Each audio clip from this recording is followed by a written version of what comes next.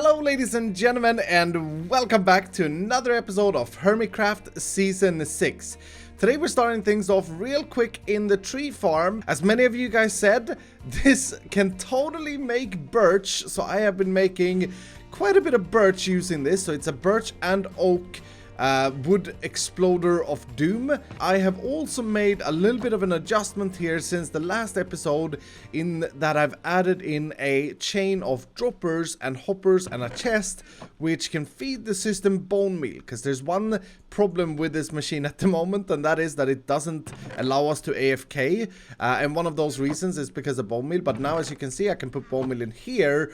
And yeah, I have hooked this dropper elevator up to the clock that we have got running, so I had to redo that circuit a little bit, and now this is working fine. I think birch takes a little bit longer to grow than oak, but yeah, as you can see, it is absolutely working. And I want to thank you guys so much down below in the comments, because I didn't actually think that birch would be possible in this machine. I thought that the birch mechanics were different from the oak mechanic, but apparently they aren't. So, and as you can see, yeah, I've done a lot of birch. I've done a lot of birch, which is important because, I mean, it is what we build with a lot here in the base, the stripped birch logs. But today we're actually going to leave the island. We're going to take the Nether tunnel, which, well, it's not completely finished, but it is almost completely finished. Apart from that, I still have to blow this tunnel up with a carpet bomber, which I'm totally looking forward to. But when this tunnel ends, you can see that I've continued the build.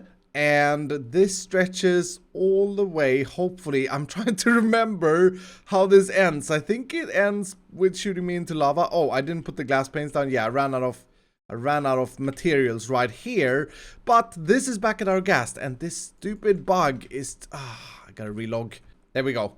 Yeah, that's weird. When you get out of a boat like that, you almost always have to reload. But it goes all the way down here, and I ran out of materials, glass and sandstone mainly. But we're gonna head over to Hermitville, because if you guys remembered, we discovered that dragon last episode, and we have to do something about it. And apparently, the thing that Mumbo was building was a peace flag. Oh my goodness, Scar has done more. What is this? What is this? He's holding a cannon. That's... Oh my goodness. Okay, Scar is firing a fireball towards the dragon. Oh no, is Grian... Oh, Grian has done more as well.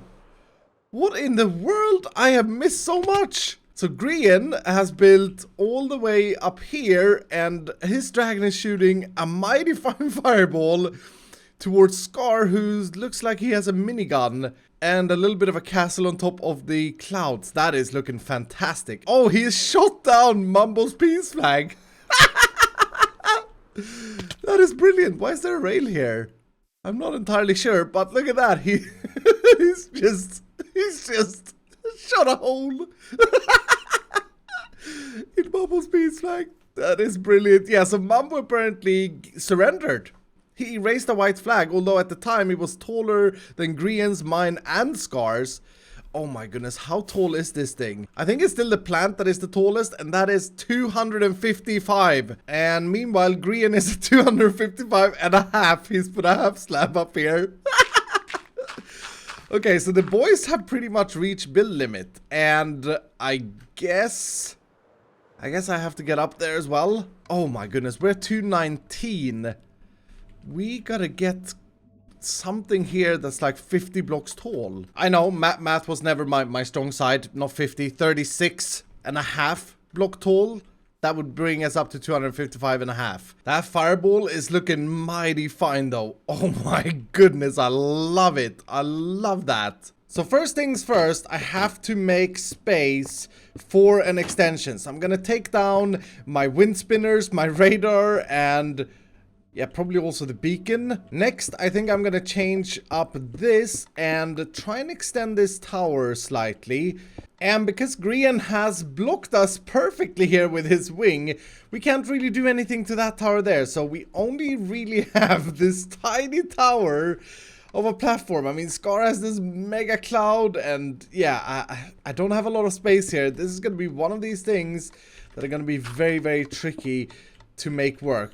Extending this tower is pretty hard because this was supposed to be the top sort of search radar thing in outer space with these blinking lights, but I've extended it up just a little bit, and that looks, maybe you can imagine that being the engine in there for the whole thing. However, I could just continue to go straight up and do another one of these and take a leaf out of Grian's book and just continue this, but I mean, there's a dragon there, and that's pretty cool, and there's a giant Sahara and a little Scar with a minigun, and that's also pretty cool. A space tower, not as cool. So there's been a lot of suggestions down below in the comments about what I should do to extend this. And most of you guys want to see a creature of some sort because we have the dragon and we have the plant wizard, Scara. I mean, he's looking ridiculous. And now we also got Scar with a minigun. So I've seen suggestions about UFOs coming in and bombarding everything, and that's really cool. Space invaders sort of thing. That I really like that. A lot of people have also suggested that this here is actually not the moon, it's an egg, an alien egg, and an alien will come out of it. Gorillas, space worms, and spines coming out of the building. Those are also suggestions that I've really enjoyed reading about. But all of these things are cool, and they are definitely related to space, minus maybe the gorillas, which are related to the Empire State Building with the King Kong. But you know what? Space is also very cold, like super cold. You know who loves the cold climate? Penguins. Yeah, penguins love the cool climate. They love it so much, in fact, that they definitely live in space. And besides, I mean, dragons are super cool. Plant wizards are awesome. But penguins are cooler. So I think that's what I want to do. I want to do a giant penguin on top of this build. And yeah, this is going to be a tricky one. I think before I can build a penguin on top of this thing, I should try and make it feel a little bit more like its climate. So I'm thinking that we're going to raise some sort of iceberg hanging off of this as if it's completely frozen over. And this should be pretty tall, I think. We are still at Y222, so we do have quite a bit of space to build this penguin on top of this. It's, yeah, like I said, this is going to be one of the more tricky things I think that I've ever built. A melting ice cake is more closer than an iceberg. But I think that will do. That's good enough for the iceberg because the focus is going to be the penguin. Now, I'll be honest, I've never built a penguin in Minecraft before. And, well, I don't think I have anyway.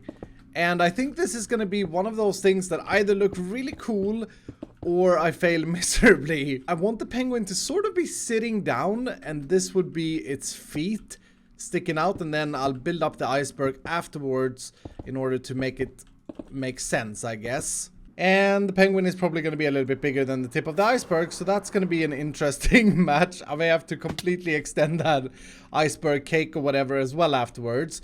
But rather than making the penguin just be sort of plain and you know, a normal statue penguin, I want this penguin to do something very special.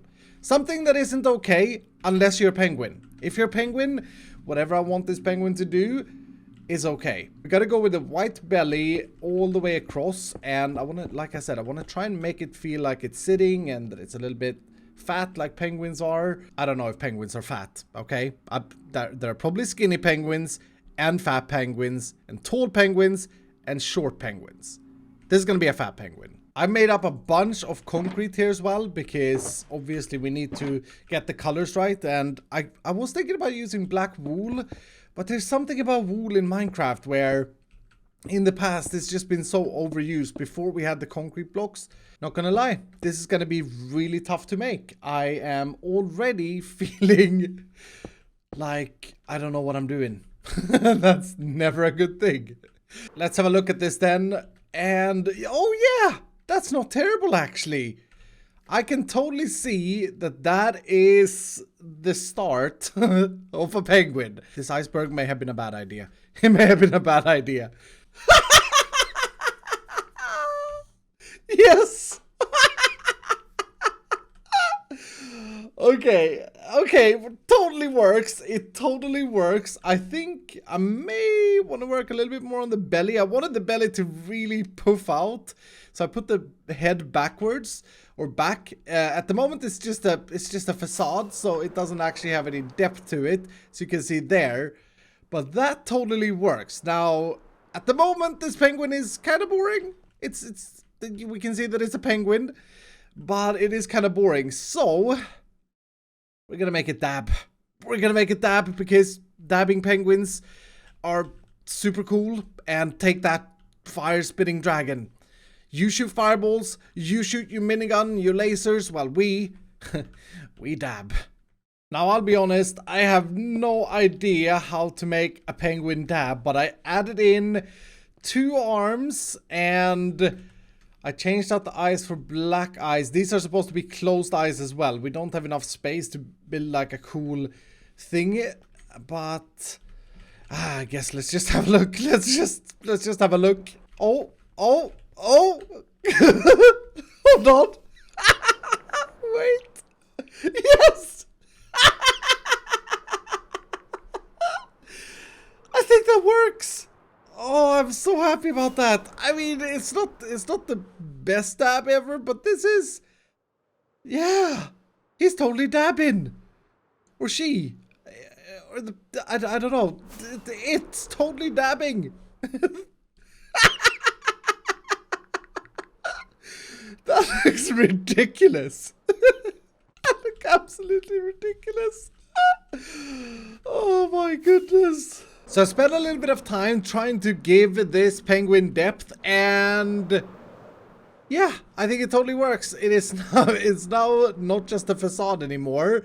And I also thickened the arms a little bit, worked a little bit on that angle of the dabbing, and this is looking really funny. I love it. It's so random. Now, of course, the penguin needs a little bit of cool spiky hair on the very top here. So I'm just going to add a little bit of this stuff, I think. Maybe I should have used black for this, but I think that's good. A little mohawk. And now we are at 256. Yes. We got here through a bunch of things, actually. We should take a look at this. This thing is just so ridiculous. So we got our modern house encased in a terrarium. That terrarium later turned into an aquarium that got punched in the side. And of course the aquarium holds the uphouse. The uphouse that was once way up in the sky but pulled down by Grian using that massive anvil. So modern house, aquarium with an uphouse tied to an anvil in it, and the balloons are still floating strong. On top of that aquarium, we got the Empire State Building because it totally makes sense. I mean, we need the Empire State Building on top of an aquarium. That's just how life goes. Which, you know, it didn't turn out to be just the Empire State Building. It's also holding a giant magnet that gave us the moon and Mumbo's rocket. The moon then hosted a space station. A space station which was searching for aliens and UFOs, etc., etc. But because it's so cold in space, an iceberg formed on top of the space station. And everybody loves ice, but penguins loves ice even more. Penguins are married to ice, so obviously we have the penguin on top of that, and he's dabbing because, well, the others, they are firing lasers, etc., but we just dab on that. We dab on that. This is absolutely ridiculous. I do have to do something about that iceberg though. It's, yeah, it needs extension at the top. Turns out that to make this iceberg work is actually very tough with the space, but I think I'm gonna leave it like that. It definitely looks like some sort of ice thing that the penguin has just sat on top of, and it also looks like the penguin is sitting. So I'm happy with that, and well, we'll see what we're gonna do about this at the moment, because we're pretty much all at the same Y level and we can't really go taller, so I guess we'll have to meet up. I'm assuming the Mumbo has surrendered. That's what I'm assuming. I haven't watched his video, but I'm assuming that he has surrendered. Speaking about Mambo, it's time for us to leave Hermitville because I want to go back to Hermit Lands, or the main Hermit Lands, because Mambo's Storage Wars, I'm pretty sure closed the other day. It's done, the bidding, and I want to see if we won anything. Okay, so how do I find out if I won anything? Oh, these are opened up. Oh, property of Impulse, property of Exuma, property of Rendog, property of Scar, property of Joe Hills. So Joe Hills won the art. We didn't win anything. We didn't win anything. That was the redstone room. I'm kind of curious. Scar paid 2 stacks of diamonds for this one in the end. Ren paid, oh my goodness, 1.5 stack for this. I'm really curious as to what was in here. Exuma paid a stack of diamonds for this.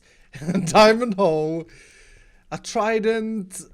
I'm pretty sure I'm allowed to inspect this. Is this god armor? These are Unbreaking 1.